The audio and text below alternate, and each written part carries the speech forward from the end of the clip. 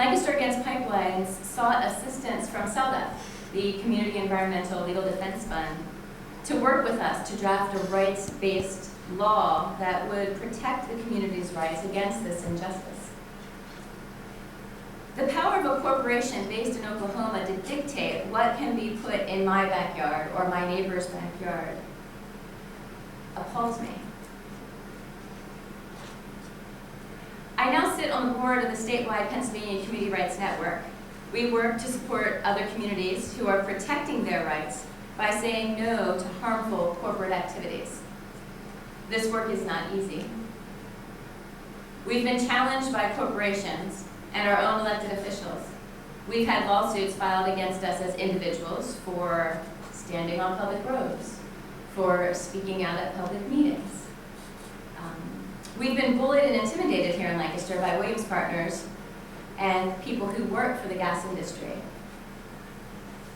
Nationwide, there have been people who work with us who have had lawsuits filed against their whole communities because of laws that they passed to protect themselves, their rights, their health, their safety, the quality of their air and water.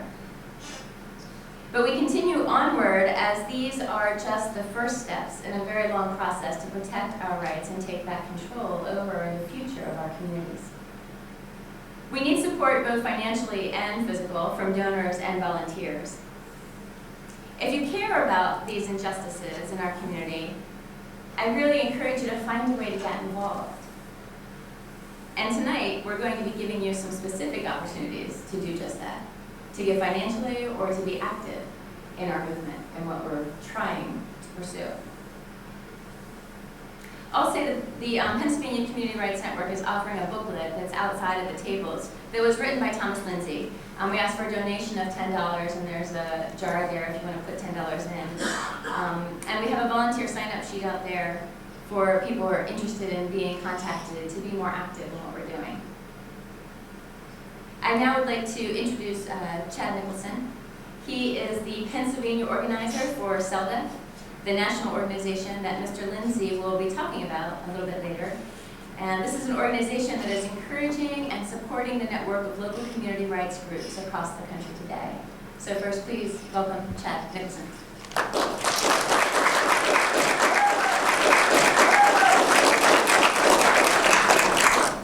Thanks, Melinda. Can folks hear me in the back? Yeah. Okay.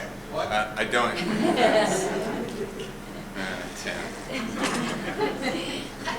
I don't like to be tethered to the microphone. A couple quick words from me before we get to Thomas. The Community Environmental Legal Defense Fund opened in 1995 with the specific intent to provide free legal services to mostly rural communities in Pennsylvania facing industrial threats to their health, safety, and welfare. So folks in Lancaster these days are no stranger to that type of stuff in the form of GMOs, pipelines, big topic obviously.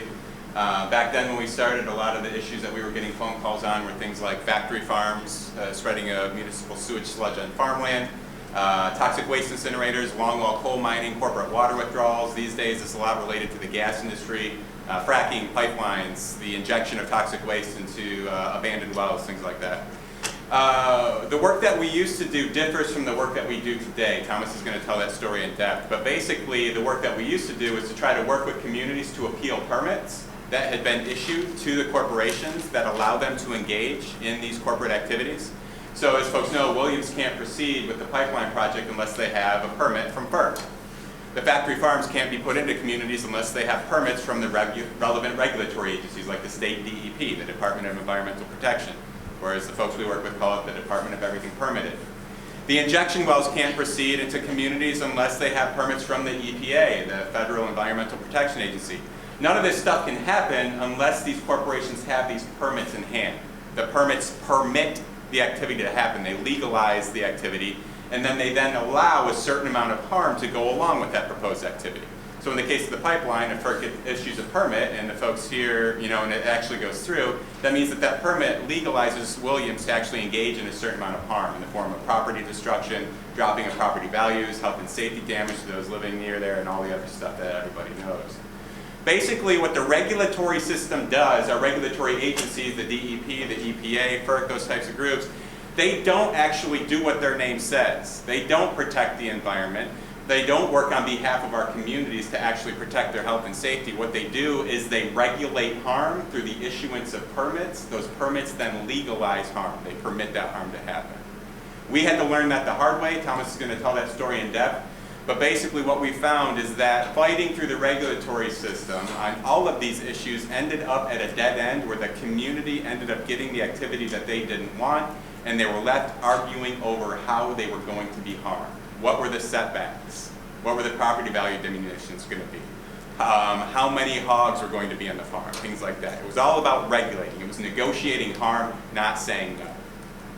The work that we do today is very different. It's called rights-based organizing. It recognizes civil and political rights of the people living inside the community to be the legitimate decision makers in that community over projects like these. Actually says that the community members have a right to govern their future, and it is they who should have the decision-making authority, not an out-of-area corporation headquartered in Arkansas or Oklahoma.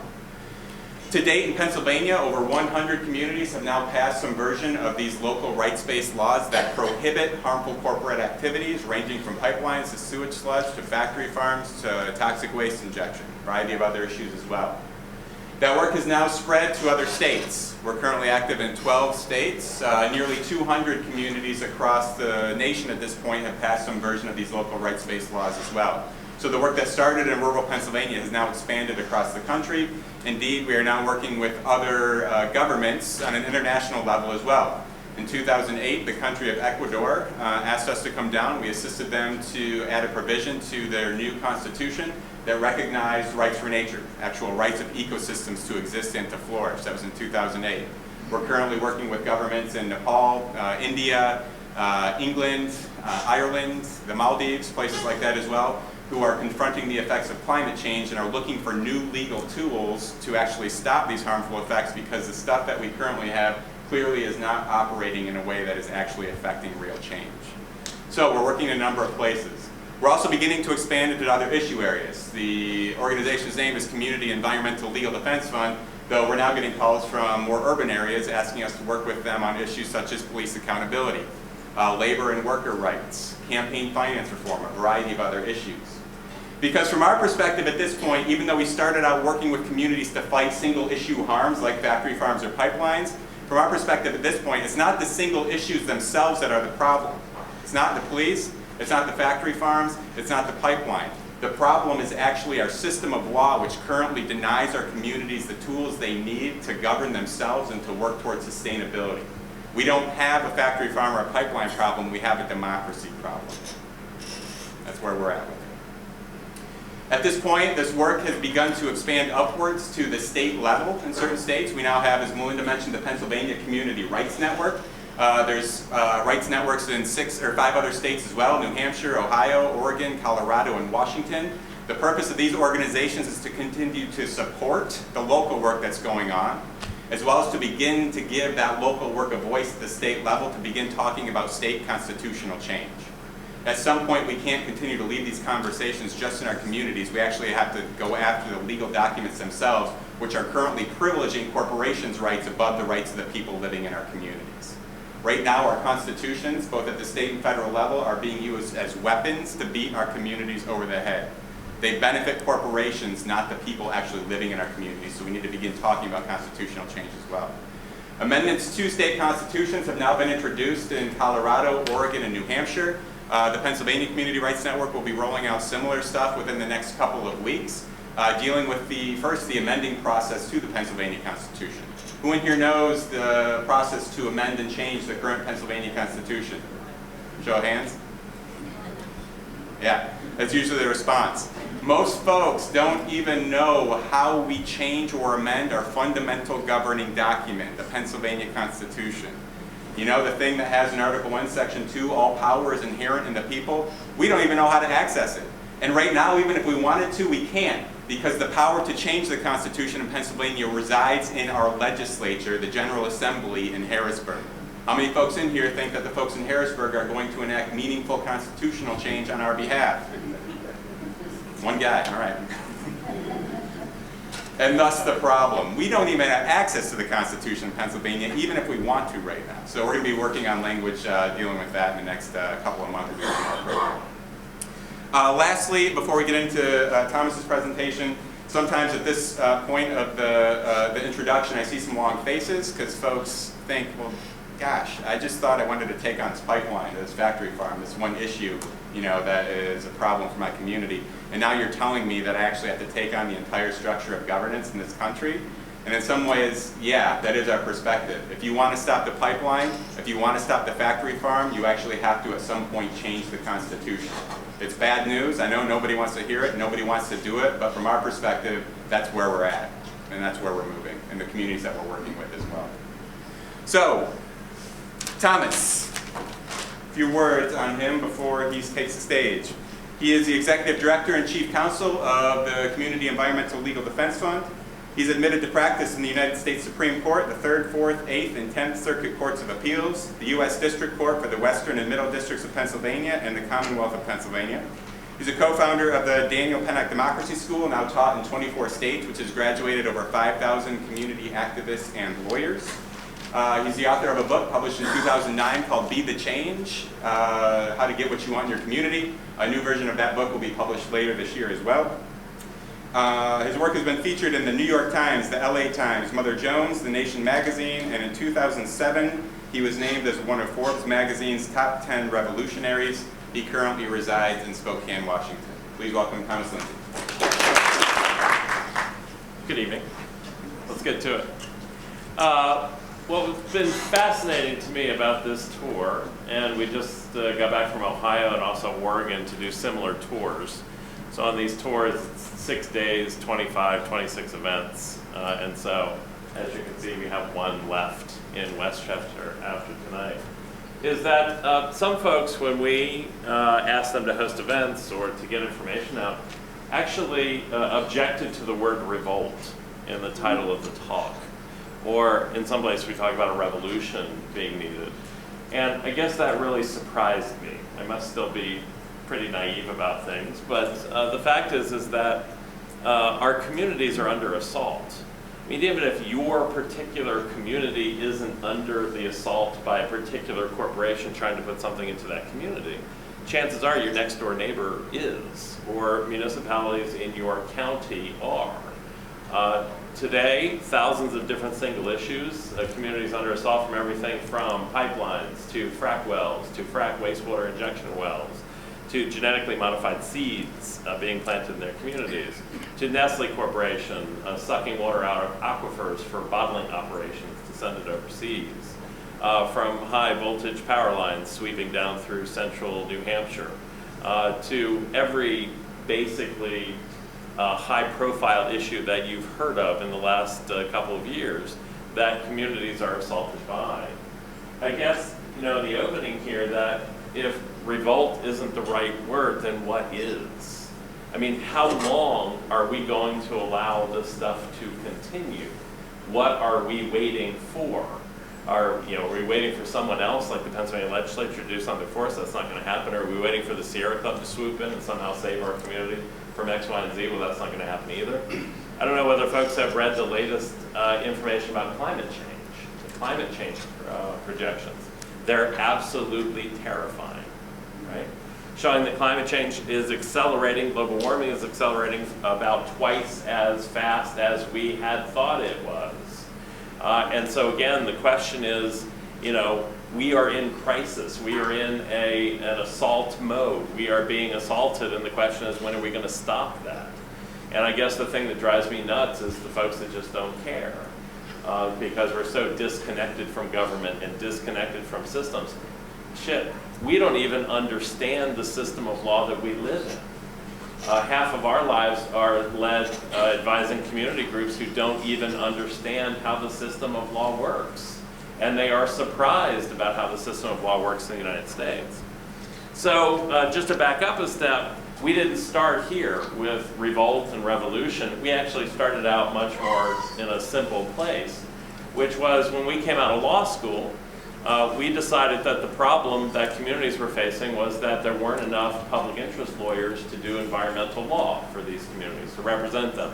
when corporations would come in and to appeal permits and look over ordinances and do that kind of work. And so back then, which was 1995, we defined the problem as not enough lawyers.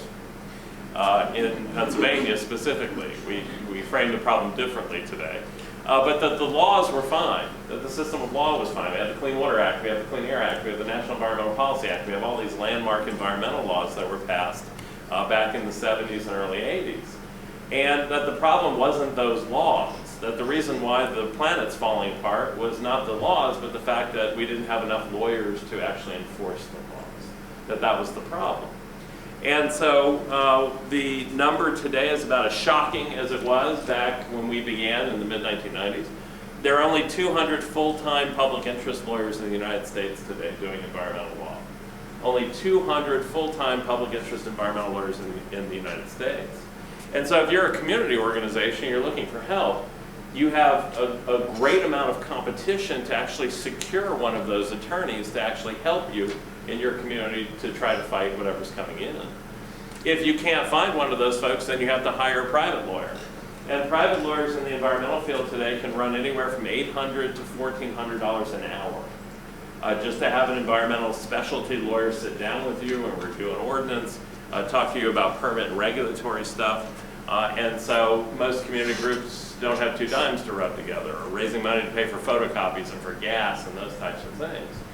So we decided that the problem was not enough access to legal services. And so we created the organization, the Community Environmental Legal Defense Fund, to provide free lawyers to community groups who were battling these projects.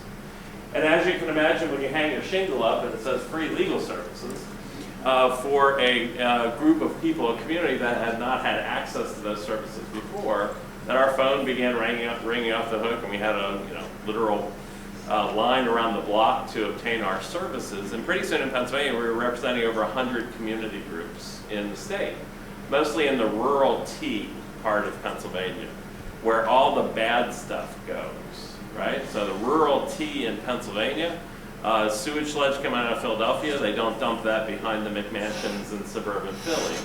They truck it into central Pennsylvania. When the Pennsylvania legislature had the idea to put a low-level radioactive waste site, disposal site into Pennsylvania, where was it destined to go? It was destined to go into the rural T in central Pennsylvania. The reason for that is that it's rural, there's not many people, and there's no political strength within that rural T. James Carvell once described Pennsylvania as having Pittsburgh on one side, Philadelphia on the other, and Mississippi in the middle. And it's into Mississippi that all the crap comes. So all the good stuff is torn out, all the coal, all the other resources, and all the bad stuff comes back in. And when we set up our office and began accepting clients, we went through a process where most of those calls were the same coming into our office. They were a community in Perry County who was fighting a 15,000 head hog factory farm that Smithfield Foods Corporation wanted to put into the municipality. And they would call us and they would say, we don't want that 15,000 head hog factory farm coming into this community. Our definition of farming does not include, and our vision for our community doesn't include a 15,000 head vertically integrated corporate hog factory farm in the middle of our community. And we would say back to them on the phone, we would say, if I lived in your community, I wouldn't want it either, right? Because that's not my vision of agriculture either. But I said, unfortunately, in the United States today, the structure of law in this country is that communities are prohibited from banning legal uses. Okay? I'm going to say that again, because it's one thing that over the years we've run into communities who have no understanding of that system of law in the United States. If something has been deemed a legal use, and generally that's denoted by the issuance of a permit from a state agency or a federal agency authorizing the use to occur within your community. So it could be a water bottling plant, could be a pipeline coming through the community, could be a frack well. Any of these projects are generally permitted by certain agencies within the community. That if the use or project is permitted to the corporation is allowed to carry it out underneath those permits, that your municipality, your community is prohibited from banning that use, okay? And you can ask the environmental lawyers, you can ask the corporate lawyers, you get the same answer. It's been the law for the past 150 years in this country that municipal communities are constricted and prohibited from banning those uses that have received a state or federal permit to operate within that community. To which some people say, well, that's not true, right? We have land use and zoning ordinances. We can ban certain uses through those land use and zoning ordinances. Well, not quite. Zoning ordinances were established to separate out incompatible land uses from each other. So residential from commercial and commercial from industrial. If you attempt to actually use your zoning ordinance to ban a legal use community-wide in your municipality, the next thing that happens is that the affected corporation will sue your municipality. And they will sue your municipality not only to overturn the ordinance that you've passed, but they will sue your municipality for violating the corporation's constitutional rights. And they will sue the community for damages and attorney's fees in addition to overturning the ordinance. So again, it's like drinking from a fire hose sometimes when we give these talks, but corporations have constitutionally protected rights. That permit gives them certain constitutional rights to protect their property within the municipality. And if you interfere with their authority to put that project into your community, that your municipality will be sued by that corporation.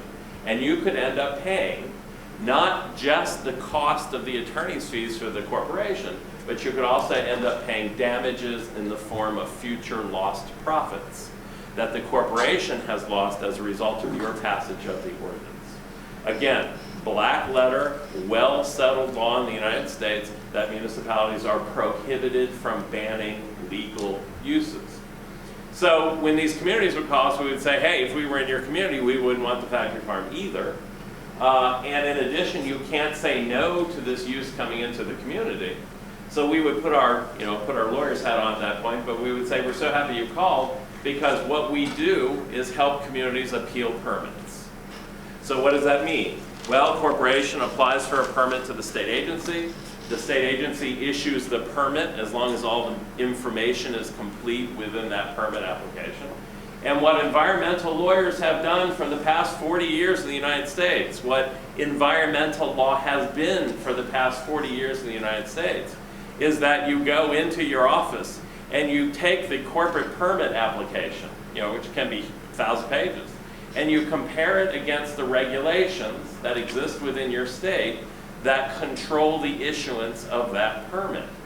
Your sole job as an environmental lawyer is to find something missing, something that's not there, something that was required to be there by the regulations, but the corporation has not placed it in their permit application, so that you can argue as the lawyer that the permit never should have issued, that it was a mistake that it issued, and therefore that the judge should overturn it and not allow the permit to be valid.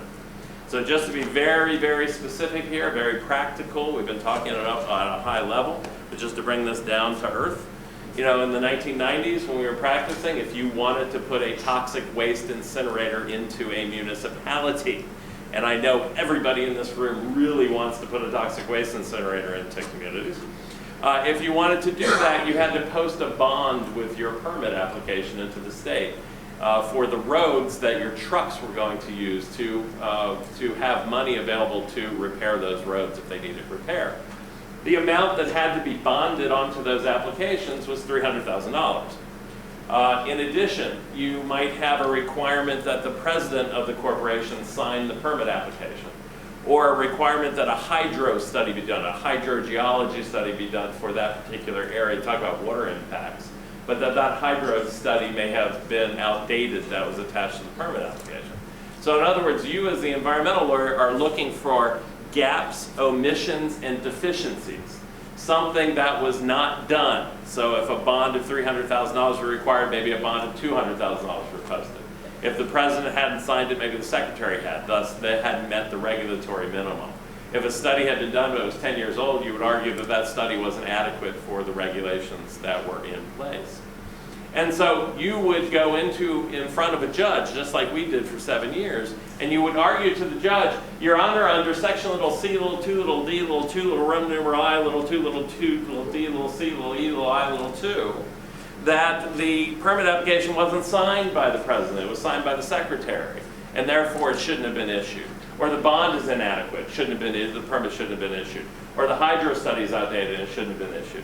And by and large, the judge would agree with us. He would see the gaps and omissions and mistakes that have been made in the permit application.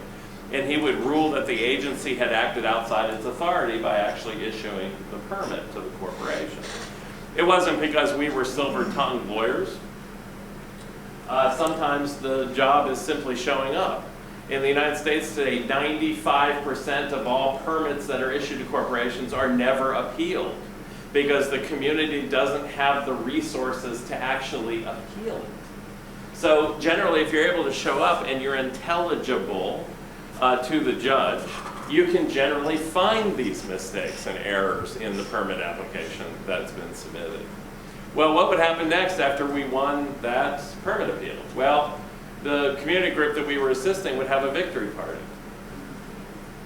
We'd go back to their house and they'd have some snacks and they'd have some beer and they would pat themselves on the back and they would say things like, the system works. We came together around a kitchen table, with this pipeline project or frac well or whatever we were facing in our community, and we found a lawyer, we found a judge that would listen to us, and now we're not going to get the toxic waste incinerator in our community. What would happen 3 months later? Corporation would come back. And this time the corporation would come back with a new and improved permit application, right? That fulfilled the regulatory minimum. Just to let you know how much of a farce the process had become, we would actually have lawyers from some of the largest agribusiness and waste management corporations in the world come over to us after we had won a permit appeal and thank us for actually finding the gaps and omissions and deficiencies within the permit application so that they could bill the corporation for another round of perfecting the permit application and resubmitting it to the agency. Thanking us for finding those gaps, omissions, and deficiencies in the permit application. After the corporation would submit a new permit application, the agency would issue the permit, and the community group would come back to us and they would say, Mr. Linzey, we need you to do that jujitsu again that you did the first time around to get the permit thrown out. And we would end up looking back at the community group saying, there's nothing left for us to do. There's no levers anymore within the law to use. There's no levers within that regulatory structure that we can use. The nasty little secret, of course, in all of this, is that the regulations that you're actually seeking to enforce as an environmental lawyer were written by the very corporations that ostensibly are regulated by those regulations, right? I worked in Harrisburg for a number of years. I watched as the agribusiness corporations wrote the legislation and then handed it off to the Senate and House Ag Committee to pass through the legislature. So the question for us is, if you're the corporation and you're writing the regulations underneath which communities are going to be opposing these projects, why in the world would you write anything into the regulations that would give any power whatsoever to you as a community member who will be opposing that project coming into the community? The answer is zilch. There's no reason for you to put anything into the regulatory structure that could be used by the community group to actually stop the project from coming into the community. It's a giant hamster wheel. The regulatory process that we worked within for 7 years was built to exhaust and dismantle community organizations, built to exhaust and dismantle those folks who were opposing those corporate projects coming into the community. Two things happened at that point in time that I still remember to today. One is a lawyer much brighter than I at the time let me know that the monies that the corporations spend against you in the permit appeal process to defend their permits is tax deductible. Tax deductible as a reasonable and necessary business expense under the law. So it's structural. They can write off those costs.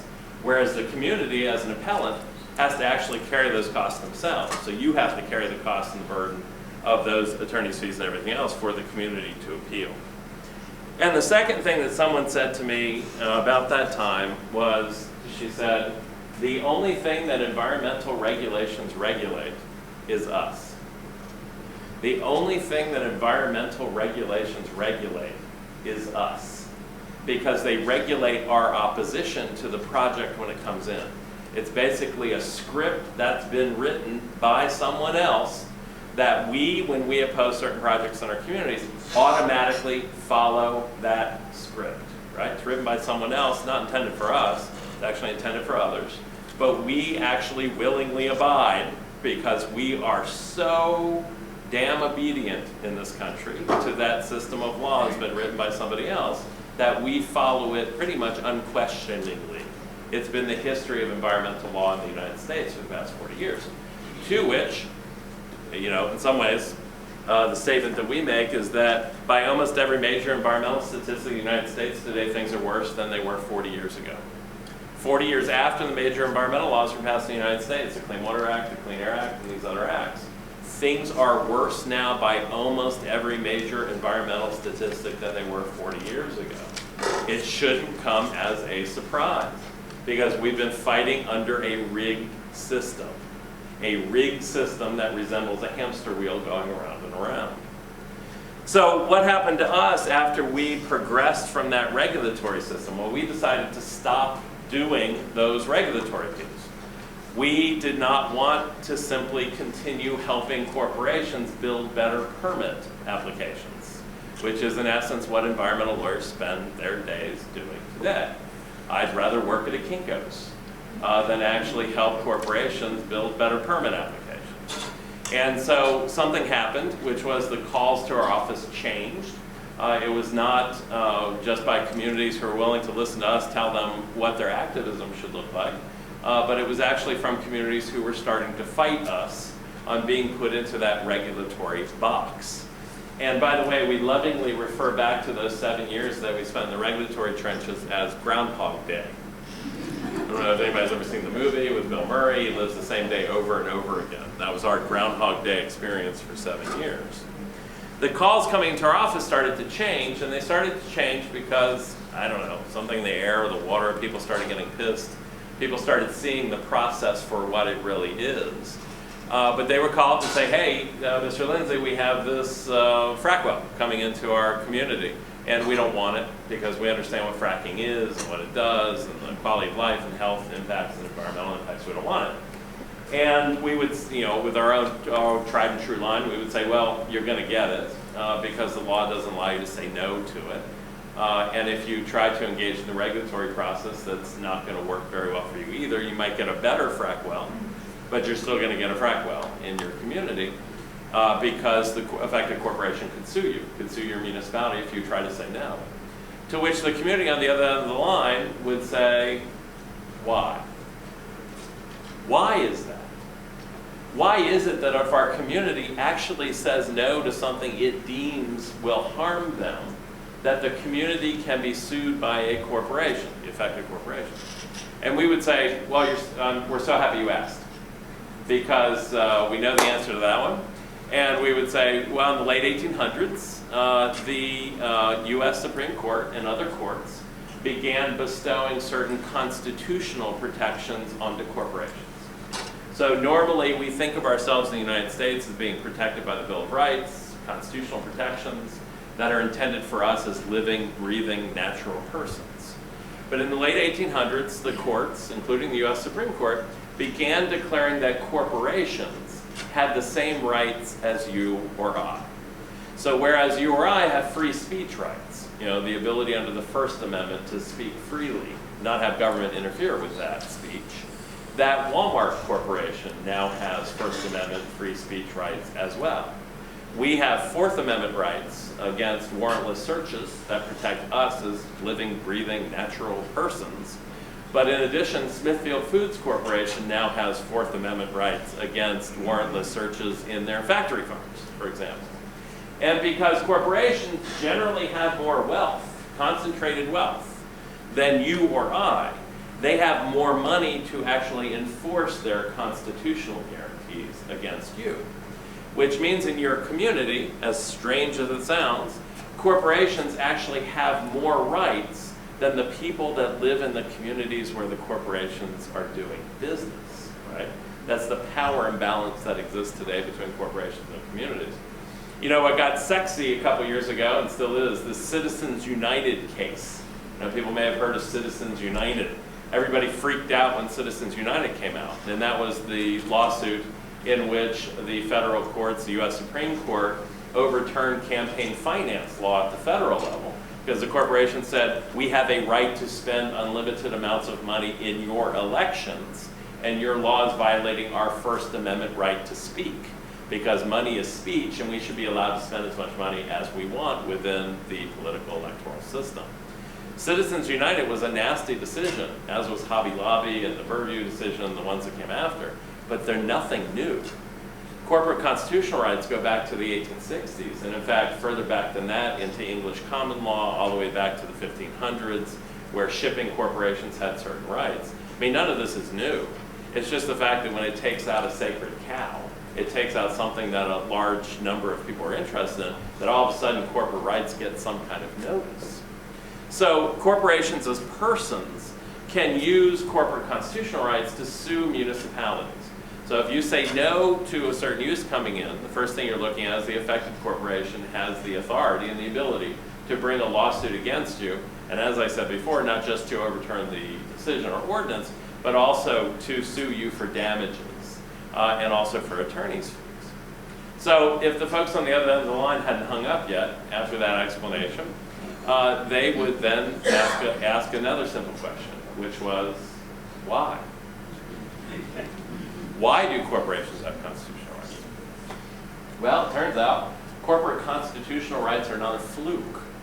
They're not an error, they're not a mistake. It's actually a logical transition from the US Constitution that we have today, which protects certain commerce and property rights over the rights of people, communities, and nature. It's what the constitutional text does when you look at it and in practice.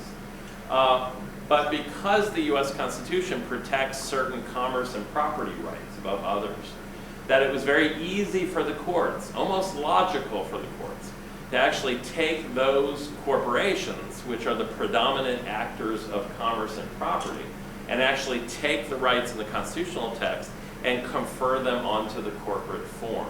Because if you're going to protect commerce and property at the highest levels, it makes sense to give those rights to corporations who are the predominant commerce and property actors within the system of law. And so it's pretty logical that corporations obtain those rights. Not a mistake, not an error, but something along that logical line.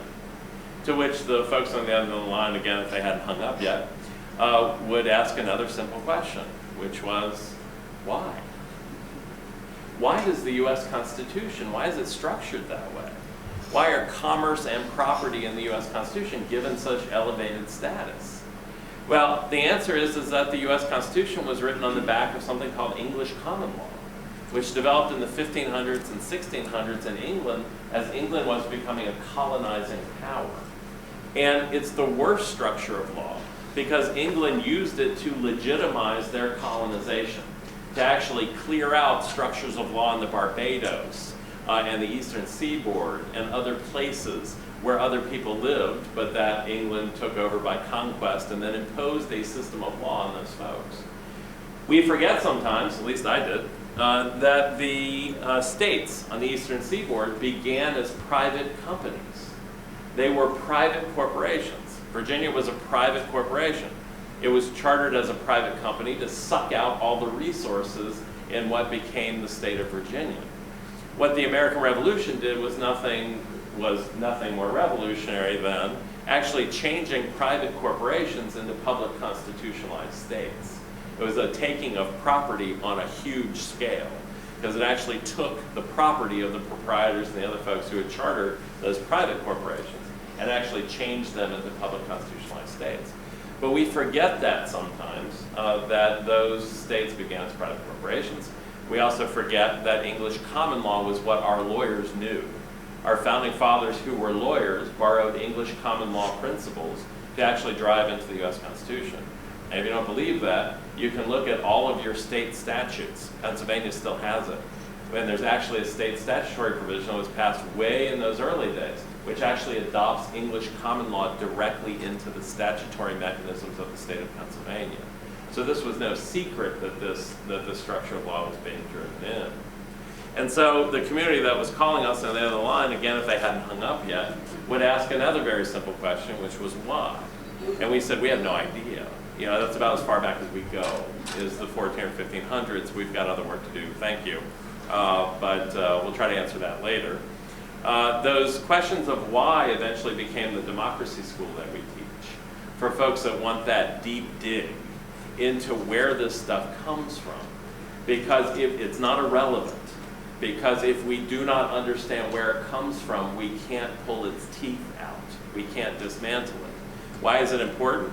It's important because when your community faces off against a factory farm corporation or against a frack company, or I don't know, just to pull something out of the air, a pipeline company, when you're up against those things, you don't run into the corporation first.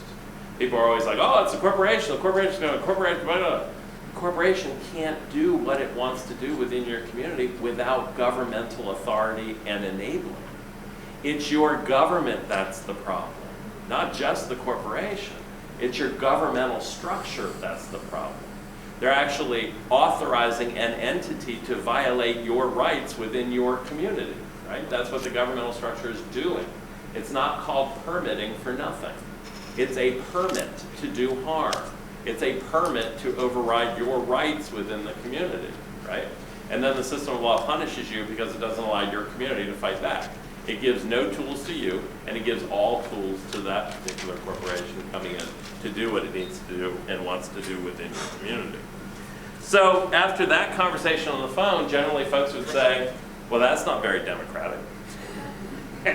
And no, it's not. Because the system is structured in such a way that when you walk into the courtroom and attempt to take on one of these corporations or by passing a law, that you're walking into an environment, it's like a baseball game that's in the 8th inning or top of the 9th, and you're behind 189-2, right? Because they've drafted the law before you get there. They've laid the entire environment and landscape before you even get there. Both of your hands are tied behind your back at that point, and it's impossible to win.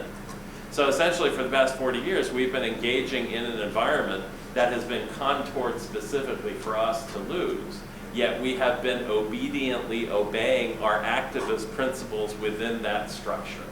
That's nuts. There's no other way to put it. That's insane and that's nuts. But most people don't understand that before they get involved in this kind of stuff. We're very stupid. And it's not our fault that we're stupid, but we're still stupid because we don't know how the system of law operates. We've been snookered because it's been hijacked in some ways. It's about those corporate rights and other rights being in place, but not our rights at the local or community level. So the question is, so what, right? I mean, we get that a lot. So what? So what if the structure of law is that way? What do we do about it? Well, that's where things get interesting. The corporation has the authority to do that. And I said, surely you don't want to do that. And the voice on the other end was the chairman of the township supervisors in Wells Township, a guy named Kevin Bricker. He said, actually we do. And I said, well, what do you mean? You're nuts. That's crazy. You can't do that. And he said, well, the way we see it, we have 3 choices. Number 1, we can, sit on the couch and eat Cheetos and watch bad television and do nothing about this thing coming in which case we're going to get the factory farms. He said option number 2 is to attempt to appeal the permits that have been issued to the factory farms, in which case we're going to get a better factory farm, but we're still going to get a factory. So maybe we get better setbacks or a fly control plan, which is what some municipalities are doing. Let's control the flies better from the factory farm facility. We'll get a better factory farm, but we're still going to get a factory. Or 3, we do something outside the box. And we actually begin to directly challenge the authority of the corporation to govern our community. Because in essence, that's what's happening. When corporations have the authority to call the shots through the exercise of their rights within our communities, then we're in communities that have no power of self-governance, that actually have no power to govern ourselves. So what does it look like when we start to directly challenge those things? Well, we assisted the community to draft what we now called then an anti-corporate farming law, which bans corporations from engaging in farming within the municipality. So a lot of people treat factory farms as a fly issue or a parts per million pollution issue or a air pollution, water pollution issue. There's also an economic issue. Over the past 40 years in the United States, we've lost 300,000 farmers to this corporatization of agriculture. 4 corporations currently control 80% of pork production in the United States. 5 corporations control 70% of chicken production in the United States. One corporation controls 70% of cheese production in the United States. It's Kraft. One company, 70% of cheese production in the United States. We've had this corporatization of agriculture occur. And so it's not really a factory farm problem, it's a democracy problem, it's a corporation problem. It's the fact that we have this corporatization of agriculture issue. And so in the Midwest, you know, we didn't invent this ourselves, but in the Midwest you have 9 states that have passed these anti-corporate farming laws. And in South Dakota, the folks in that state came together with farmers and environmentalists to actually put their anti-corporate farming law into their state constitution. It's known as Amendment E. They actually drove it into their state constitution. So think about that. South Dakota Constitution bans corporations from owning farmland or engaging in farming, which means that they can't legally set up the factory farms in those states that have passed those laws. In Wells Township, we gave it to the supervisors, and we continued to ask them if they were nuts or not, you know, whether they were off their meds during that particular day that they contacted us. And I said, what's the logic here? You know, you're just going to pop up, you know, it's going to be whack-a-mole to the corporation, they're just going to whack you back, and then everything goes back to the beginning. And they said to me, something that stuck with me until today, which is that they said if we do it, maybe somebody else does it. And then if somebody else does it, maybe 10 other places do it. And if 10 other places do it, maybe 100 other places do it. And eventually there's enough places in Pennsylvania that do it that it actually forces change upwards into structural change about how communities are treated under the law. And I said, fat chance on that. That's not how stuff works in Pennsylvania, right? Or any other state for that matter. I said, that's kind of nuts, but let's try it anyway. Because we were done with the regulatory stuff. And so we moved forward with them. They passed the law. What happened next is that the municipality next to them passed the law. Pretty soon, 7 municipalities in Fulton County had passed the law. Then the law went north to Bradford County, and west over to Clarion County and to Pittsburgh area, and then east over to Schuylkill County and that area. And so it began to travel. These community ordinances that were basically about saying no, when everybody, law professors, lawyers, judges, case law, 150 years of law, had said that they couldn't, right? They were doing something that they had been told that they couldn't do. They were standing up and basically intentionally breaking the system of law. Intentionally breaking the system of law. And so at about that time, we got calls to our office from another community of communities, which were dealing with something called land-applied sewage sludge. We're not going to talk at length about it, but all the wastewater treatment plants in Pennsylvania produce sludge. Sludge can contain thousands of different contaminants in the sludge stream coming out of the wastewater treatment plants. The vogue was to legalize the land application of sewage sludge onto farmland. So today, the vast amount of sewage sludge, about 80%, is actually trucked to farms where it's dumped on the farms as a replacement for chemical fertilizer. In Pennsylvania, we've had the death of at least one child who has been exposed to that waste stream dumped on farmland, who has died. And there have been deaths in other states. Cornell University tracks a couple thousand at this point, health and sickness and death incidents from sewage sludge. So communities said to us, when they called us, they said, we would like you to try to take this model, because there's 4 corporations that control 80% of sludge hauling in the United States, and actually apply it to sludge. So we drafted an anti-corporate sludging ordinance, and it went out to the municipalities, the townships, first 1, then 10, then 20, then 50, then 60, then 80, we were up to 83 at one point of these municipalities that passed these laws. Again, intentionally breaking the system of law that had told them that they couldn't. At one point in Pennsylvania, and today we have more, but close to 100 municipalities of 1,000 rural townships in the state of Pennsylvania had passed our ordinances that we had assisted communities to develop. And as everybody in this room probably knows, for every action, there's always an equal and opposite reaction, especially in Pennsylvania, around ag issues. So what happened first was that one of our municipalities got sued. A little place called Belfast Township in Fulton County. And for at least a year, we had been traveling the state talking to municipal officials about why they should care about corporate constitutional rights. Because of course they can pass anything they want, but corporate rights can intervene to overturn their ordinances. And by and large, most of the elected officials would look back at us with glazed eyes. You know, it was impossible to have a conversation with them about corporate constitutional rights. Because they would say to us, Mr. Linzey, you know, that's great, something you learned in law school or some other place, this corporate rights stuff, but don't talk to us about those. We don't understand them, first of all. And number two, we don't need to understand them because we live in a democracy. We live in a democracy, and that means we can pass the laws that we want to pass within our municipality. We have authorization to pass laws that protect health, safety, and welfare. In fact, Mr. Linzey, we hold up our hand and take an oath to protect the health, safety, and welfare of our community, this community, when we accept our elected office positions. And surely, state and federal law would not force us to breach our duties that we take as township supervisors when we put up our hand and take that oath and get sworn into office. So we live in a democracy. We don't have to worry about these corporate rights things.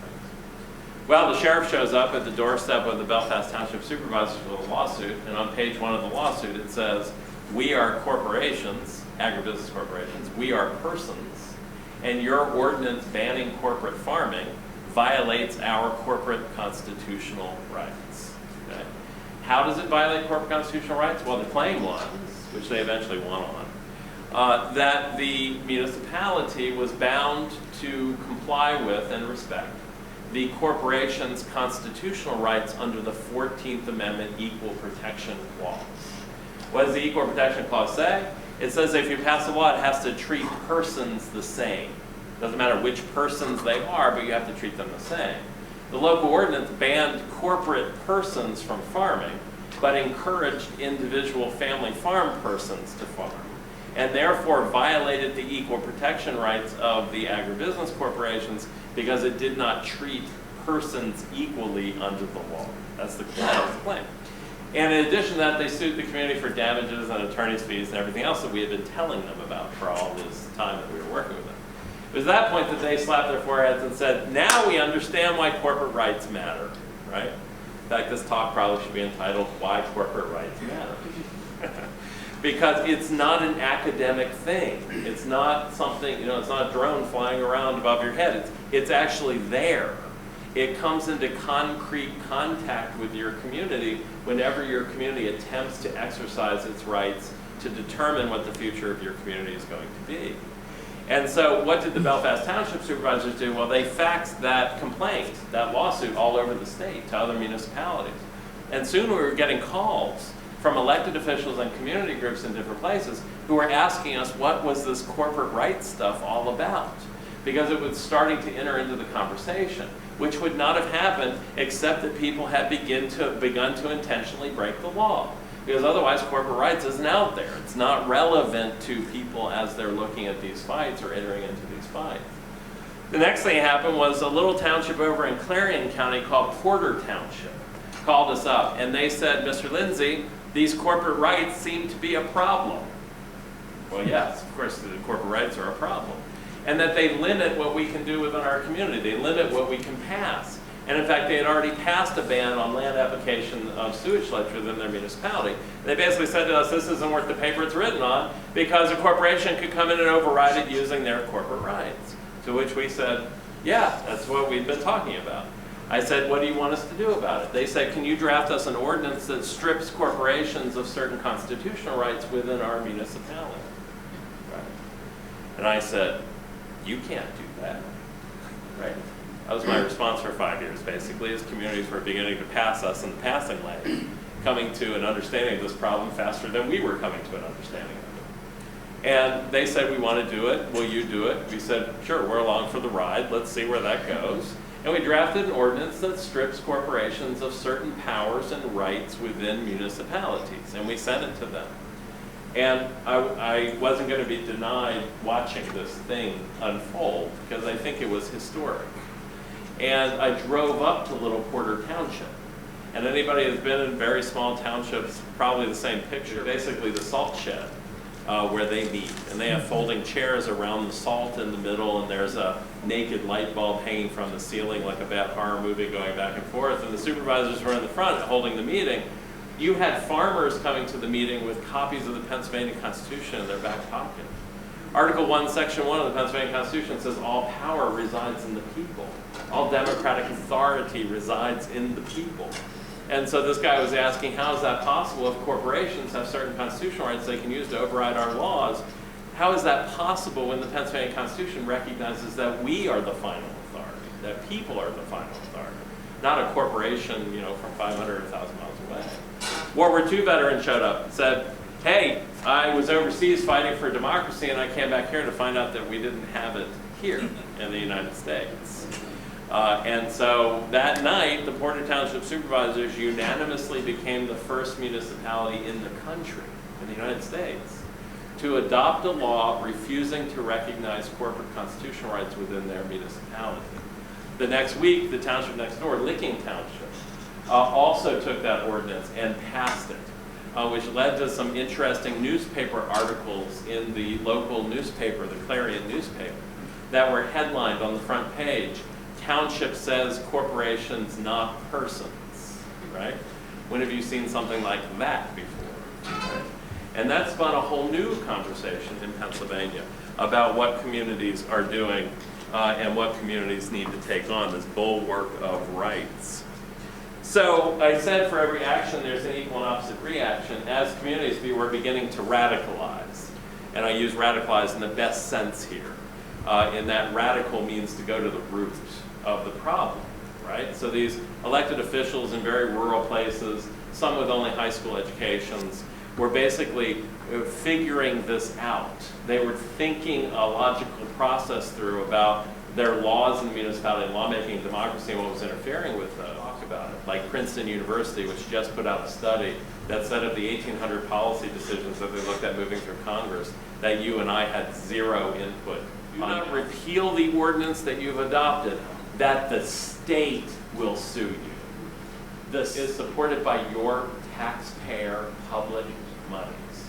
Okay? So you got that over here.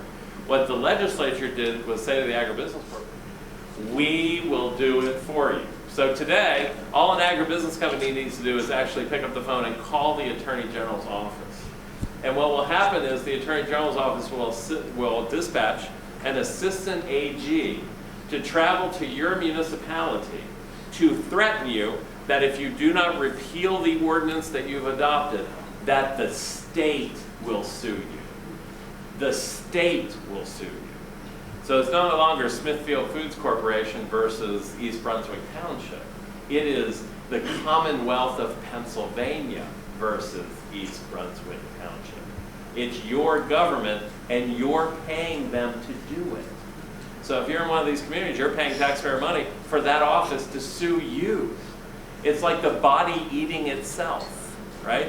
It's like the immune system gone crazy because, of course, municipalities are treated as part of the state system, part of the state structure. So it's basically the body beginning to consume itself. There's been 24 of those cases brought over the past 12 years in Pennsylvania, past 10 years in the state of Pennsylvania. And most of them result in, guess what? The municipalities losing. Because the state has unlimited resources to use to actually force the municipality to heal. That's how it works. To give you a very practical example, we worked with a little community called East Brunswick Township in Schuylkill County to adopt a law that banned all sludge spreading within the municipality. The Attorney General's office came in, sued the township, and then settled the case by taking the ban ordinance and reducing it to a ban on sludge spreading on Christmas and Thanksgiving. Right? So using ACRE as a tool to actually beat the ordinances out and bring in something that's either much more narrow or just throw it out completely. What happened in East Brunswick Township, just to give you a flavor of the kind of war that's starting to happen in rural Pennsylvania in those places, is that the Assistant Attorney General came into East Brunswick Township gave a public speech to the township supervisors about the need to repeal the ordinance, at which point the women in the group, and the group was mostly women who had spearheaded this ban on sewage sludge spreading within the municipality, physically escorted the Assistant Attorney General out of the meeting space that the Assistant Attorney General came into to give that talk. And there was a newspaper reporter for the Harrisburg newspaper, a photographer, who actually got a picture of these women physically escorting the Assistant Attorney General out of the building. So things got hot, and the next day the state sued East Brunswick. In response, a little community next door called Packer Township in Carbon County passed an ordinance suspending the authority of the Attorney General to enforce anti-democratic laws within that particular community. So things are getting hot, and have been getting hot in those places in rural Pennsylvania. So this work, which is almost a state of mind, you know, people treat this work as words on text, you know, text on page. You know, like we print out these ordinances, and they treat the product as the ordinance. The product is not the ordinance. The product is a state of mind that we've been so obedient for so long, even as our communities have been ravaged. And now with issues like climate change and deforestation, these huge, huge issues that we're facing today, that we can no longer afford to remain obedient to that structure of law. We have an 18th century structure of law operating in the United States today. It's an 18th century structure of law, which is based on commerce and property and all those things that worked in the 18th century to expand economic production. We don't have the luxury of entertaining that 18th century structure of law anymore. That state of mind that actually was birthed in Pennsylvania, so you're the birthplace in rural Pennsylvania, has spread to other states. It's spread to New Hampshire, where communities have taken on Nestle Corporation for water bottling operations, and a company called Northern Pass, which is attempting to put in a project to put high voltage power lines down through rural Vermont to feed energy to the city of Boston. It is a state of mind that has emerged in Ohio over frack wells and frack wastewater injection wells. Most of the toxic water we produce from fracking operations in Pennsylvania get shipped to Ohio. So we're actually the source of that for Ohioans. It's coming from Pennsylvania. In Colorado, the issue is fracking. The big issue is fracking. In one county alone in Colorado, that county has issued 19,000 frack well permits. 19,000 frack well permits in one county. In New Mexico, the state of mind was evidenced when the first county in the United States banned oil and gas extraction within an entire county, called Mora County in New Mexico. Folks in California have passed community rights ordinances. Folks in Oregon are working to pass community rights ordinances. Folks in Washington State are working to pass community rights ordinances. All told, there are 200 communities currently in 10 states that have adopted these community rights ordinances. What do they contain? The first part of what they contain is a local Bill of Rights. A community saying that we have a right to clean air, clean water, a sustainable energy future. The second piece is about banning those projects and activities that violate the Bill of Rights. After all, it would make no sense if we put a Bill of Rights in place and then we actually allow those projects and activities that violate the rights contained within the Bill of Rights. And the third part of the ordinances are the most controversial part, but they're the only thing that separates this activism from all the other activism that's happened over the past 40 years, which is they refuse to recognize corporate constitutional rights within the municipality, and they carved out municipal authority from state preemption. So state and federal preemption, which generally overrides certain ordinances that can be passed by municipalities, they actually declare that those state and federal permits and state and federal laws are void if they come into conflict with the ordinances that have been passed within those municipalities. The question we get most often is, what about lawsuits? Lawsuits are a part of the process of activism at this point. There are going to be 1,000 lawsuits. There are going to be judgments against municipalities that send them into bankruptcy. There are going to be federal lawsuits galore before this is done, because the courts are the forum that have been owned by corporations over the past 100 years to actually smack down local communities. And so when we defend these lawsuits, when they come in against communities, we don't just stay on the defensive. We actually sue the corporation back. And we sue the corporation under a theory that the community has the right to pass the local laws as an assertion of their constitutional right of local community self-government. That in other words, these doctrines that we've been talking about tonight, these corporate rights doctrines and preemption, all the other things that keep us in a box of activism, afraid to color outside the lines, that those doctrines are unconstitutional because they violate our constitutional right within our municipalities to govern ourselves, our right of local community self-government. Now, I'm pretty cynical about the courts. I'm a lawyer, practice law, I defend some of these cases, but I'm cynical about the courts. After all, it's the judges in the federal courts that for 150 years have expanded corporate constitutional rights and protections and have also been the accomplices to your municipality having no rights at all and the people within your community being ignored completely when a corporation comes to town. So, although we are dedicated to defending communities using this new legal approach, it may not happen in the near future that a judge adopts the theory and begins to change the structure of law. And we're going to talk next about why we're not counting on the courts and what does that mean. But there are two things about my cynicism about the courts and how law changes that has been slightly changed recently. And one is that a judge in Western Pennsylvania in Washington County recently released a 30-page opinion declaring that corporations were not persons for purposes of parts of the Pennsylvania Constitution. That hasn't happened ever in Pennsylvania. A 30-page opinion in which she used quotes like, "Corporations are merely grapes on the vines to be tended by the municipal communities within Pennsylvania." Right? I've never heard that language come out of a judge, but it did in Western Pennsylvania. And in addition to that, there's something else that gives me a glimmer of hope with how the current system operates, which is this.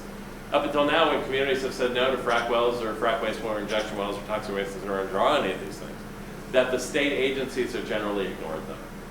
The state agencies will continue with their permitting process. They'll maintain that their permits override the ordinances. You'll hear the same thing over and over and over again. Until just 6 months ago, when a small community in Indiana County called Grant Township banned frac wastewater injection wells within their municipality by passing a law. The corporation affected by the ban sued the municipality for $3 million and was in the process of actually obtaining their DEP permit. So in the state of Pennsylvania, the Department of Environmental Protection, the state agency has to issue a permit to allow you to operate a frac wastewater injection well. The DEP proceeded to revoke the permit that they had issued to the corporation on the grounds that the community had banned the frac wastewater injection well.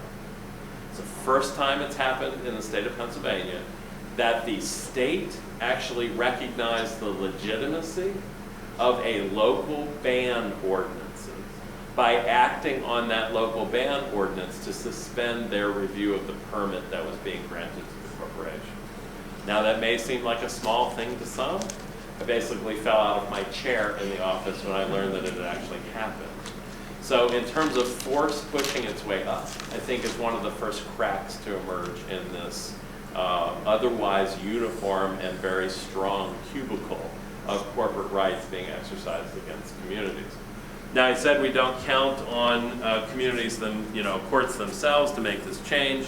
Chad mentioned some of this stuff before about the Pennsylvania, and Melinda as well, about the Pennsylvania Community Rights Networks and the state CRN organizations that are forming across the United States.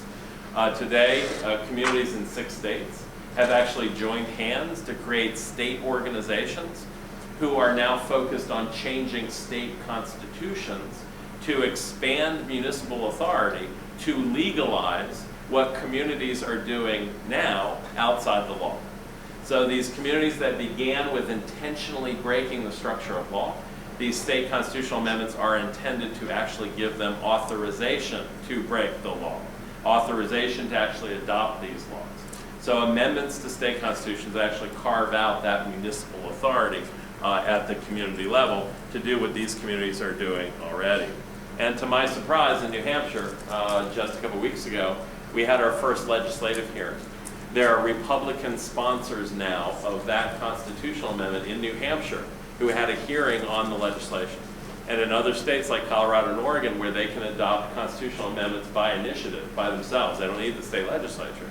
Those places are beginning to gather signatures now to qualify those state constitutional amendments. One of the questions that folks ask us is why now? Why this spread and sudden interest in some ways to this community rights stuff? And I think it's because more and more people are actually beginning to talk about the state of affairs in the United States. And that state of affairs is that we don't live in a democracy. Because if you don't have democracy where you live, you ain't got it. Because if you can't make basic decisions about food that you eat and the quality of the air and whether your rivers are being polluted or not, that you don't have a democracy. Democracy doesn't exist. Is that other people much more important than us are starting to talk about it. We were talking about it before it was sexy. But now there are other people starting to talk about it, like Princeton University, which just put out a study that said of the 1,800 policy decisions that they looked at moving through Congress, that you and I had zero input on how those policy decisions actually turned out, but that the corporate lobbyists, their positions were automatically adopted when those 1,800 policy decisions. Princeton University, no slacker of a college, coming out and saying we live in an oligarchy, not a democracy. If you all listen to Princeton, some people don't, especially those who graduate from Yale.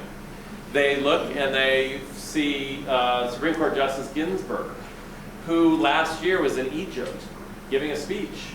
And she sat down, the newspaper reporters from Egypt started asking her, they said, Judge Ginsburg, if you were going to write a new constitution, which model would you use? What constitutional model would you use? And she didn't miss a beat. She said, not the United States Constitution, right? Because she said it's not very democratic. She actually said those words, right? Almost fell off my chair again, right?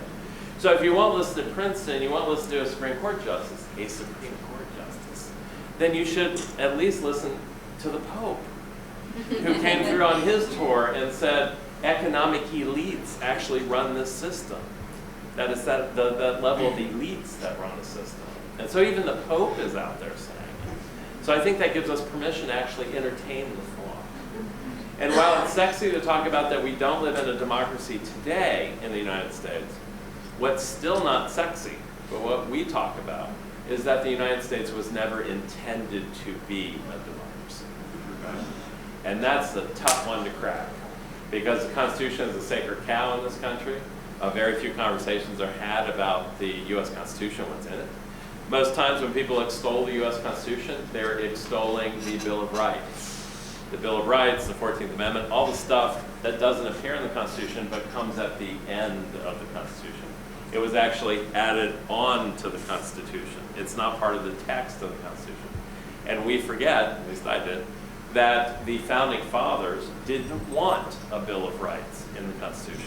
That the Bill of Rights had to be driven in by the rabble called the Anti-Federalists, which actually had to go over the heads of the Founding Fathers and refuse to ratify the Constitution without a Bill of Rights. There were enough people that refused to ratify the Constitution without a Bill of Rights that if a Bill of Rights was not added, the U.S. Constitution would not have been ratified in the United States today. That's fact. And when you look at the Constitution, it's amazing how anti-democratic a document it is.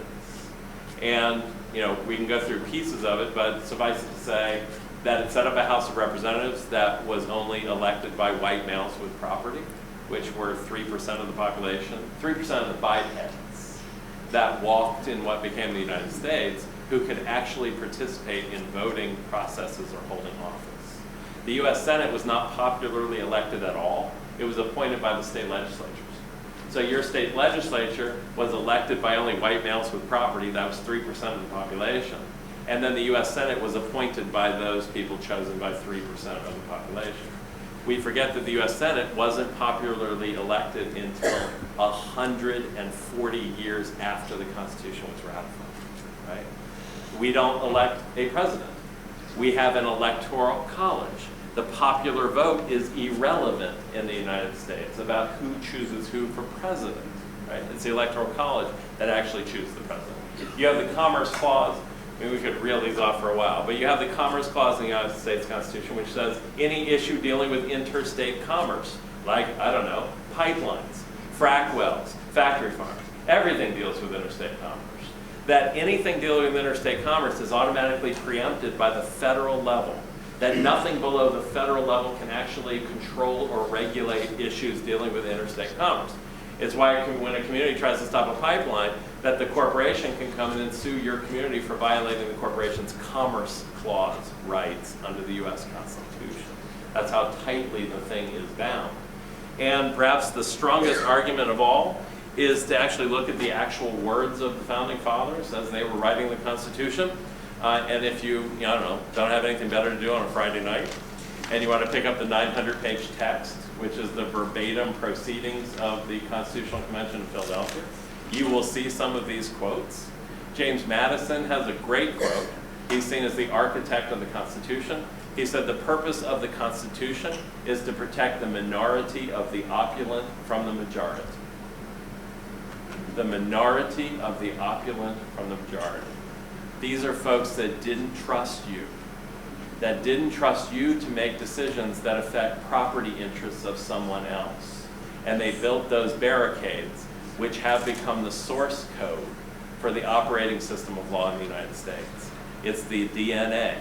And so we can fight as much as we want on the receiving end, 5 steps down or 10 steps down, but eventually we have to get at that source code, because it's that source code which is accelerating the very destruction and degradation that many of us are so concerned about. So we've learned a couple lessons from all this work, and I'm going to shut up and turn it back over to these guys. We've learned that constitutional change is necessary. We understand that only movements build constitutional change.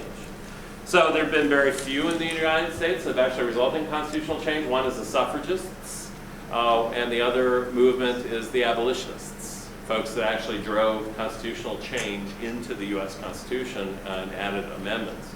And so we're in a position in which, similar to them, that the suffragists operated at a time when women were not persons. And by the way, corporations became persons 40 years before women became persons in the United States. At least for purposes of suffrage, women still aren't persons for purposes of other things. But 40 years before, corporations obtained constitutional rights. So we're in the same situation, which was women were treated as property under the US Constitution. They were not persons, couldn't walk into court and sue over their rights because they had none, they were property. African Americans in the 1840s, slaves, had no rights under the law. They were property, they were owned by the slave owners. Couldn't walk into court and advocate for their rights either. We're in a situation in which our municipal communities are actually treated as property under the law. They're property of the state, they're property of the corporation, because the corporation has greater rights than the people who live in the community. But it's going to take a movement of people who are actually paying attention and who understand the structure of law and pick very careful fights and confrontations with corporations, so that when those lawsuits happen and when the confrontations occur, that more and more people begin to understand how the system of law operates. I'm a believer and have faith that if and when enough people begin to understand the structure of law under which they live, that the vast majority of people will not accept that structure of law. That's my faith, and the article of faith that goes into our work is the Legal Defense Fund. So I'm going to finish up with a quote. It's from a great book by a friend of mine called, his name is Sam Smith, comes out of Washington, D.C., and he wrote a book a number of years ago called Why Bother? Knowing all this stuff, it's horrendous and terrifying, busts apart some of our sacred cow beliefs as well. So why bother? Why not just sit at home and watch bad TV? So this is what Sam Smith had to say. Quote, "Our predicament makes life simpler. We have clearly lost what we have lost. We can give up our futile efforts to preserve the illusion and turn our energies instead to the construction of a new time. It is this willingness to walk away from the seductive power of the present that first divides the mere reformer from the rebel. Above all, we must understand that in leaving the toxic ways of the present, we are healing ourselves, our places, and our planet. We rebel not as a last act of desperation, but as a first act of creation." Thank you.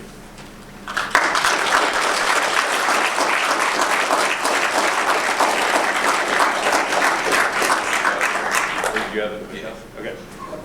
So as this work has been ongoing over the past 10 years, we've been approached by a number of filmmakers and documentary folks who have become very interested in the community's stories. And there's a lot of good stories coming out of this work, like Grant Township in Indiana County, who have publicly stated that they're willing to go bankrupt to try to stop a frac wastewater injection level coming into their community. And one of the companies is called Tree Media. They do Leonardo DiCaprio's climate change movies. So he's contracted with them to do 6 of those climate change movies. They approached us about doing the film. A couple weeks ago, the new trailer came out for the film. The film's going to be done in the next 60 or 90 days. And so we added this trailer to the end. It's about 2 minutes long, and so we're going to end our interim with this and then go back to Chad.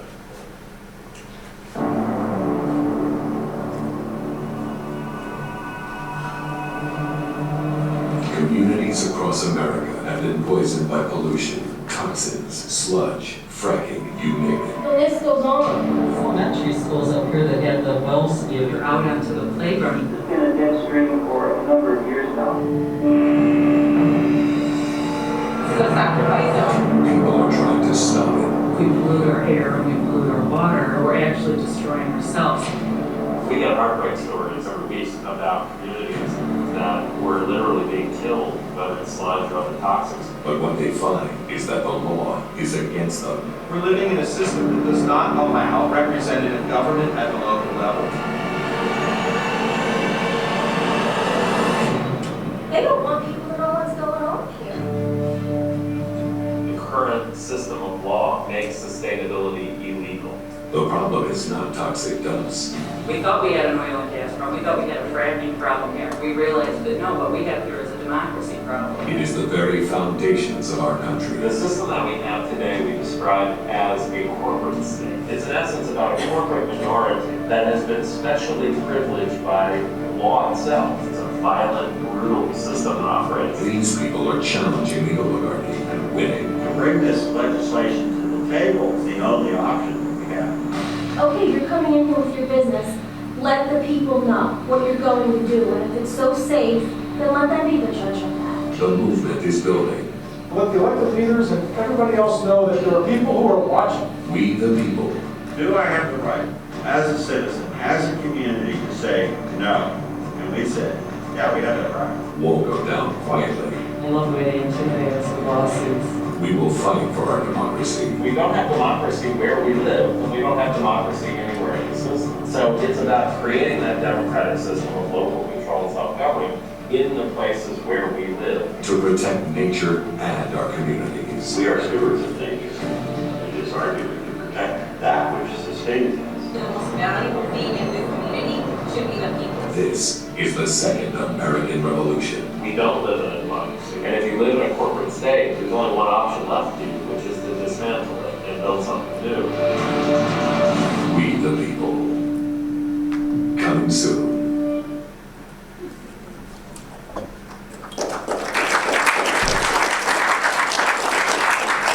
So Melinda is going to give a brief closing, and then we'll take Q&A after that.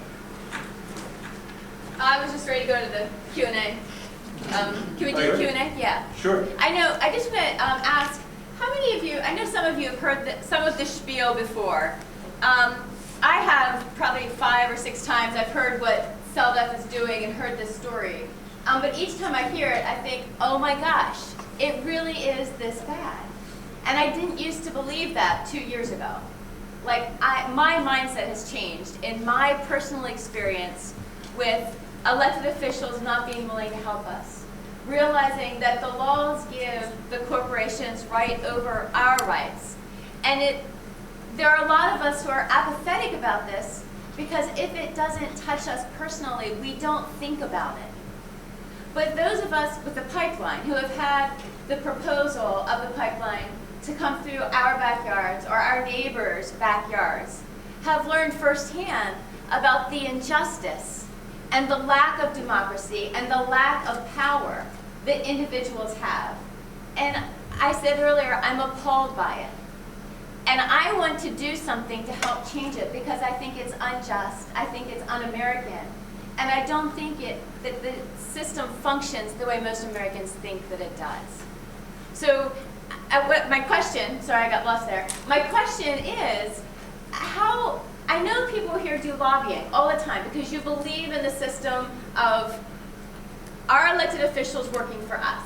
And I really want to know what you're thinking about this presentation and what you have to say about it, because I know it can be controversial, but I can't see any other way.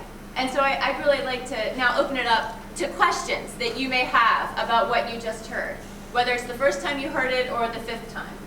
Are there any questions? And you can repeat your questions more loudly if you're not quite loud enough for the whole group to hear. Go ahead. I don't have a question. Yes. But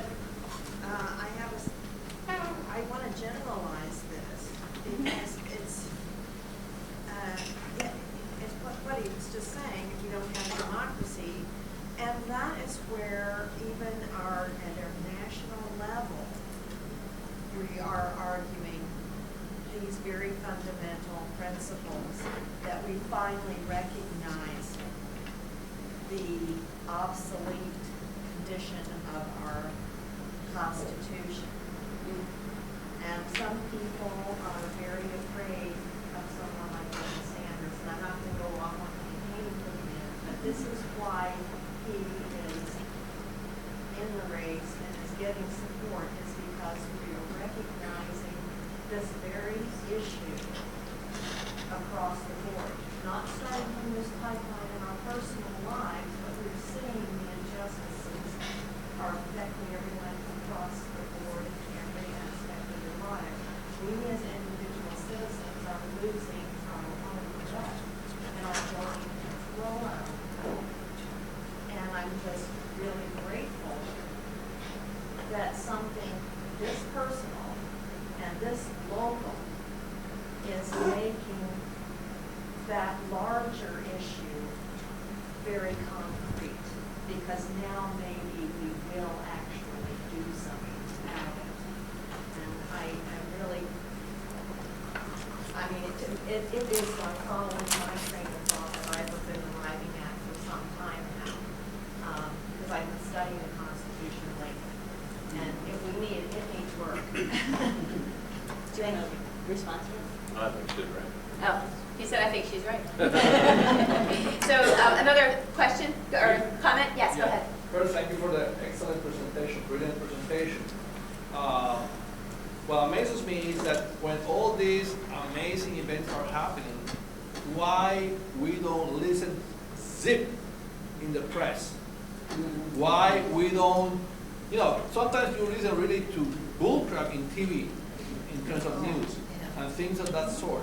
But all this progress, all this advancement of communities and townships, you don't listen and you don't read nothing of it in the newspaper.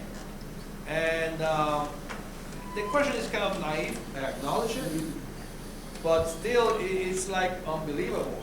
Hey, that's why is that? Are this movement weak in terms of propaganda and promotion? Because the press will not do the job of doing that is part of their job also? Or is that also the interests of the press are so rigged? No. And what I was going to say is, I do know that there is one media person here, at least tonight, so there is some coverage. Yeah, we know the same one that all but I'm talking about all the press, from public stations to... Right. And the question to me is, how much has the media become another corporation that has been given power by the government, because whoever owns that media corporation, they have a certain bent and they cover the stories they want to cover. So isn't there only 6 corporations that basically control?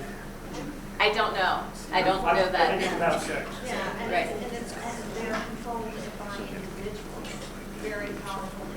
Right. Yeah, one said they're corporations themselves, also the reporters, a lot of times they've got their inside scoops and contacts, and they don't want to give up that so-called privilege that they have obtained through years of developing relationships. I mean, you can see it all over the place.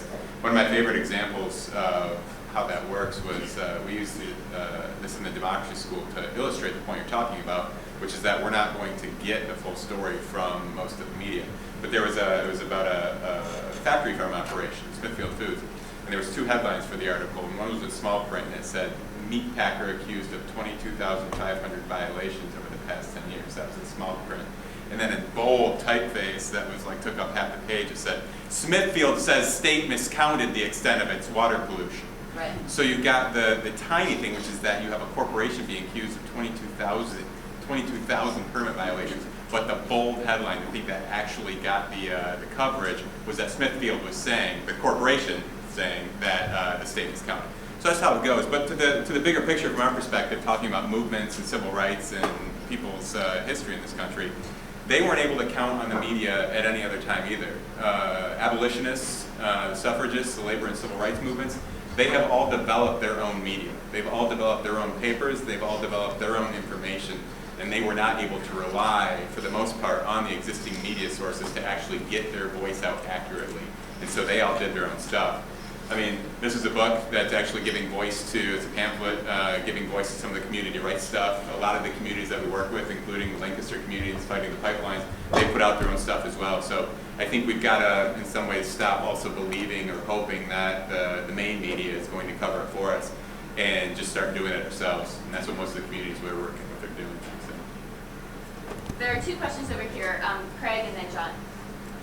I'm not sure, but is it true that at one time, you mentioned the word charters, a corporation or a business was required to be rechartered every so many years if the local people felt that they were a worthy corporation, they could renew a charter, allow them to function, but if they didn't, they could make them stop. Would that be a very good tactic, political or tactic, legal tactic to somehow or other give a community a right to deny a charter to a company? Yeah, it's even better than that, actually, the history that you recount. Usually we say it's worse than that, but it's better than that, because in the early 1800s, and the colonists had upfront, close and personal experience with the East India Company as a corporation. And the East India Company had an army larger than that of England. I mean, so it was a huge presence and force that most of the early state legislatures put a lot of restrictions and limitations on those corporations, including, and this blew my mind, which was that to get chartered, you actually had to put a bill through the legislature. Today to obtain a corporate charter, you just pay the fee, fill out the form, it takes about 10 minutes, and then you submit it to the state and they issue it. But back then it actually had to go through as a legislative bill through the process to obtain a charter. And most of the charters were limited, as you relate, so 10, 20 years, banking corporations for 10 in most states. And corporations could only obtain a charter if they could prove that they were acting in the public interest. So there was that phrase as well. And one of the powers that you speak about, which is, we refer to it as corporate charter revocation, that in all 50 states you still have those statutes that allow for corporate charter revocation. The problem is that those statutes only allow one entity to do that charter revocation, and that's the Attorney General of the state. So it reserves that right. We brought a lawsuit back in 1998 against the Chemical Waste Management Corporation for their violation of environmental laws in the state, trying to force the Attorney General's office to revoke the charter of that corporation. And the court denied our efforts, holding that the people of Pennsylvania have no right to force the Attorney General to take action that the Attorney General decides not to take on revoking a corporation's charter. So that was the case law that it said. And charter revocation is a good concept, I think, in theory, but the fact is it treats the problem as rogue corporations, like revoking the charter of a corporation that's broken the law, or a corporation's done this. And the problem really isn't rogue corporations. It's not what they do illegally.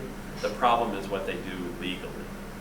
So it's not their illegal operations that are the problem, it's what they do across the board legally. And so it kind of ignores this whole mass of rights and powers that corporations have across the board by instead treating it as a rogue corporation issue. So there may be uses for that doctrine in the future in certain situations, organizing stuff. And we've written a couple law review articles that got published about corporate charter revocation, but we couldn't find a way to actually exercise it, at least here in Pennsylvania. I think to your point though, I mean that exact work is actually beginning at the local level in these ordinances, which, I mean, if I heard your question right, you're saying isn't there some change to the corporate codes where we could do to actually make the corporations accountable to the communities that they're operating within? And the ordinances, as Thomas mentioned, the way they're structured, actually do that. They make the corporations accountable to the communities and that they can't violate the community's rights. So what's going into these local laws is actually about DNAing that change upward to the state level through the constitutional stuff at some point. That is making sure that the corporations are accountable to the communities that they are seeking to operate within, and not vice versa, which is what we have right now. John. Well, since day one that Citizens United was enacted or was allowed, I've been writing to not only my congressman, but many other congressmen in this country, because they represent all of us, not just the people in their own districts, telling them how wrong that decision was. I come from a generation who protested vigorously in the 60s and 70s, and through those protests, we got the Clean Air Act, we got the Clean Water Act, we got women's rights. They're just a few of the things that hundreds of thousands of people showed up on the mall in Washington to tell our government that this is important. I think it might be time for our government to see hundreds of thousands of people on the mall again on a weekly basis telling them this is wrong. It's time for our country to be brought back to a balance.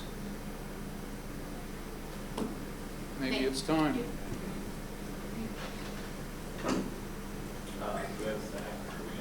Yeah, we're good. Barbara. I think there isn't something happening in mid-April where we're all called to Washington to do exactly that. Democracy Spring. But my question is, does any of the laws that are coming out to deal with climate change, is there any hope that in that legal structure that we'll begin to see some support for the more local attempts to control what's happening to our air and water? I think in some ways it needs to be the other way around, which is that acting boldly at the local level, from my perspective, is the only thing that's going to begin to change stuff at the national or the international level to do anything real. And I'll give a tangible example of how that can happen. In 2006, Kathy Murelli, she was in the trailer, woman from Tamaqua Borough in Schuylkill County on the east side of the state, not too far from here. She was on borough council and she led an effort to pass an ordinance that banned the dumping of fly ash and other sewage sludge within the borough. In addition to that, she spearheaded an effort to put into that ordinance the rights of nature provisions, which we've talked a little bit about tonight, which are about actually recognizing that ecosystems have legally enforceable rights of their own. 2006, with that act in Tamaqua Borough, that became the first community in the world to enforce legal rights for ecosystems, so 2006. People in Ecuador heard about that, and they invited Thomas and other members of the Legal Defense Fund down to Ecuador in 2008 to assist the Ecuadorian Constitutional Assembly to insert the rights of nature provisions into Ecuador's national constitution. So in 2008, Ecuador became the first country in the world to have rights of nature implanted into their federal constitution. Those provisions are now being used to actually enforce and defend the rights of ecosystems in Ecuador. So they've stopped a highway project, for example, and a mining project. And those lawsuits are being brought in the name of the ecosystem themselves, like the Vilcabamba River, for example. So they're actually being used. And I'll just say, sometimes this work, even though we talk about the work expanding up to the state and federal level at times, people criticize it for being too local and not commensurate to meet the scale of the problems that we're facing, such as climate change. But from our perspective, the only way anything real is going to happen at the national or the international levels is by building on radical and bold work that first begins at the local level. So I always tell that story with Kathy anytime that somebody criticizes the locality or the localness of the beginning of this movement, because it's really the only thing that inspires change at the larger levels. So that's our take. If you got something that you want to do in your community, act, and that actually provides the incentive for other people in other communities, states, nations, whatever, to do similar things. They need the ideas and they need the incentive and they need to see other people doing it. But I don't see any or I don't have any faith or trust that folks gathering in Paris for some of these climate talks are going to do anything that's going to meet any of these needs. Yeah, I mean, thus far the climate negotiations have been a farce. I mean, the agreements that have been produced have been a farce. It's not going to come from that level down. It's actually only going to come from people who say we're not going to do this anymore. I mean, the one thing we've been playing around with, and we were counseled to the Maldives for a while, the Maldives, the island chain, which is now going underwater. The people, the government of the Maldives is buying land in India to actually relocate all of the people of the Maldives to India. That's what's happening right now. They're trying to figure out, do we buy acreage in Australia or India? But it's disappearing. It's not, you know, this isn't a tomorrow thing for them or next week or next month or whatever. So we were talking with them about establishing a right of climate and a right to climate within their national constitution, and then suing India and suing these other countries that never signed the Kyoto Protocol and have not restrained their emissions, because it's those emissions that are actually they're exterminating the country. They're extinguishing the country. Okay, that's where we've come to. And so I think it's that creative stuff. You know, what does it look for the climate to have a right to be free from fossil fuel emissions? What happens when we harness our existing courts and institutions to actually make that right real? I mean, what does that mean? I think we have to dream big. And we have to finally start doing what we want, not what we can get. You know, when we do our activism, usually we say, okay, well, here's what's out there. What can we get from that system? What can we get from working within it? And I think it's time to finally start asking, what do we actually want? And actually, instead of jumping in and trying to use that system, how do we change the system so it actually delivers what we want? I don't think anything less than that is going to keep us from extinction. Because I think right now, we are talking about our survival on this planet. So we may not give a shit about other ecosystems and other creatures. We've wiped out half the biodiversity on the planet as well. So even if we only care about ourselves, we're talking right now about our own survival on this planet. It is a crisis situation. And crisis situations develop new theories and people breaking the law and doing all those good things. And I think that's very much where we're going. A couple more questions. Tim and then Robin. Thank you. I was about to say something anyway, but it took 10 out of 8 to talk about the most important thing. The other day we had a quilt, a little event up there, and everyone was talking about all this local stuff, all this really legitimate, important stuff. And so we haven't yet talked about the fact that if we don't do something about this here locally, globally, regionally, in another 100 years, whatever, 200 years, 50 years, who knows, who cares? We're all dead. That should be the focus. And I'm concerned, John talked about the 100,000 people in the mall. That's great. I see maybe 2 or 3 people of college age in this room. That's a concern for me, because you talked a lot tonight about the corporations and environmental stuff. The same problem, the same foul system is what is creates the environment where people graduate from college and are in debt for the rest of their adult life. It's why people can't get health care. It's why this, that, and the other thing. It's all the same problem. We need to be talking about those things at the same time as we talk about pipelines and injection wells and whatnot. Yep, absolutely. Robin? And after living with this for 2 years now, night and day, day after day after day, I've come to the conclusion that the only thing that's going to wake people up is a huge, major disaster. We need something that's just going to impact everybody and say, wait a minute, we've got to do something now. Otherwise, people are just going to continue to go on with their lives.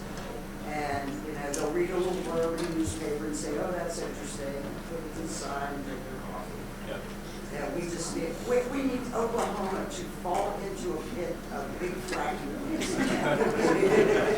It already is. The good news is that it's starting to already. But the problem is that even with those major disasters, I can think back over the past year and a half of the other major disasters that there have been. Well, I don't think there's anything that automatically happens after people are woken up. I think there has to be a place to go. And I think in some ways the work that we do and other work that we're doing actually is building that new bridge so that when the old bridge collapses, there's a place to go. But even that is not automatic. I used to listen to people give talks about peak oil. Oh my God, when peak oil comes and goes, then we're all going to have decentralized communities growing organic food and everybody's going to love each other. And no, because when peak oil comes and goes, which may have already, that people start shooting each other. So you have to make the transition before that scarcity arrives. And you have to use events like those as opportunities to educate people, but also to have a place for their activism to go. I think that's a key point to me. There's a question in the back. Jim, go ahead. What's your next step? What are we going to do next? Are you asking me? Don't look to me for that answer. I don't know. We have ideas. We're working on a number of things. I'm working with the Pennsylvania Community Rights Network to do what we can to change the Constitution in Pennsylvania to try and give local communities more power legally, as they've been talking about tonight.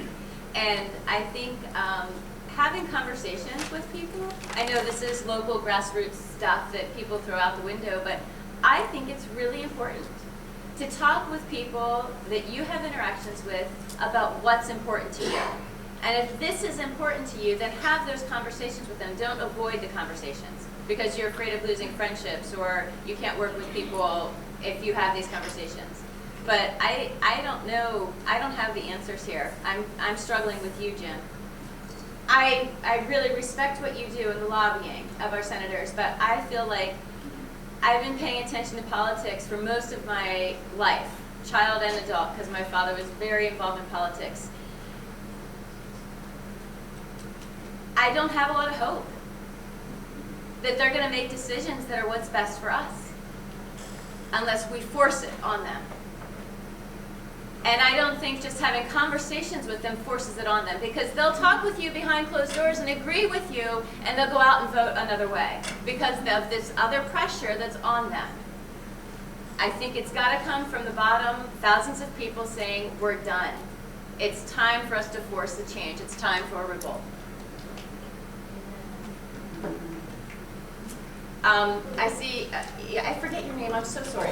Jose, I received information from you. Yeah, as a soundboard of Tim, Jose, I think that brings us to another serious issue that defines environmental justice, and is workers' justice. We live in the system for the same reasons he is mentioning, where for years and years, for example, in this country and its colonies, like Puerto Rico and Puerto Rican, we have been underpaid, yes, underrepresented. If you see the, let's say, the employee manuals of many of our companies, it's the most anti-democratic kind of document you can find, where you promote the lack of unity among workers, lack of trust, and in those conditions, they want us to be productive, creative, but really they are doing, they are alienating us from what we do. In the meantime, they're doing a lot of money all the time. And again, it's grassroots, it's not the parties. The people will do the parties. You see, I see the parties that we have right now just as tools that probably are not so good anymore, but this is a party. This is what can bring social, environmental, industrial, technological change. Because let's face it, we love this. We love that computer. We love those ships. We love cheap metal that comes from the breakdown of boats in the east coast of India by 10-year-old kids. So, you know, we have to be also aware that when we say we don't want mines, or we don't want oil, or we don't want this, or we, you know, how are we going to substitute? Or can we do this really safe, in a safe way? Who is going to be the ground? Who is going to be the community that will take the dirty reality of having that mineral exploitation? You know, it is very complex, but this is needed. What we're doing, I think, is needed, and I think that defense of the workers is key, because you're not going to have more solidarity, especially in urban areas, if still institutions bring refugees here, supposedly for the freedom of the U.S., and squeeze their hearts in part-time jobs or irregular jobs. You know, we are having right now a big more diaspora of Puerto Ricans from Puerto Rico to the States, something that has happened since the inception of Puerto Rico as a U.S. colony. So, again, it's the same thing. It's the corporate control of this nation. And I think what he's saying, you are up to the T, you are right. And what's great about what he's saying is, that changed my vision, is it's happening legally. So we can get pissed off at the corporations, but they're doing what they're doing with the being condoned by the government. They're doing it all through laws. And we are allowing it. And we are allowing it. And that's what's got to change. Mark, were you going to say something else? And then we kind of wrap up. It's getting late. Can I add one? Just a couple. Oh, sorry, yeah. Worker rights. We worked with the community in Spokane last year to run the first worker bill of rights, a rights-based platform that was about securing and recognizing bill of rights protections in the workplace. Because right now, all of us that work in a private place, you walk in there, you give up certain constitutional rights. The rights of the employer are greater than the rights of the employee right now. This was about writing that structure and also giving the right of the people of the city of Spokane to a living wage, not just a minimum wage, not even just $15 to actually live on comfortably. That didn't pass, it was the first run, but basically to say that, you know, our organization has begun working with communities and other groups in that vein. And there's a hell of a lot of other stuff that we can do as well. I mean, there's some folks in the room that have been working on with the Food Bill of Rights, not just about saying no to GMOs, but actually about creating a positive vision for what a sustainable food system in this county looks like. How does it interact with Lancaster City and the surrounding farms? How do we demand that organic food grown in the county is carried within stores within city? Things like that. I mean, just dreaming big, as Thomas said, what do we want? So the last thing I'm just going to close with is just say, in this work, I know a lot of folks in this room have been fighting pipeline for a long time, and you know that it just takes a lot of time and energy. The only limit on this is our creativity, you know, in terms of what we want to see for our communities, and our doubt that we have the authority to do it.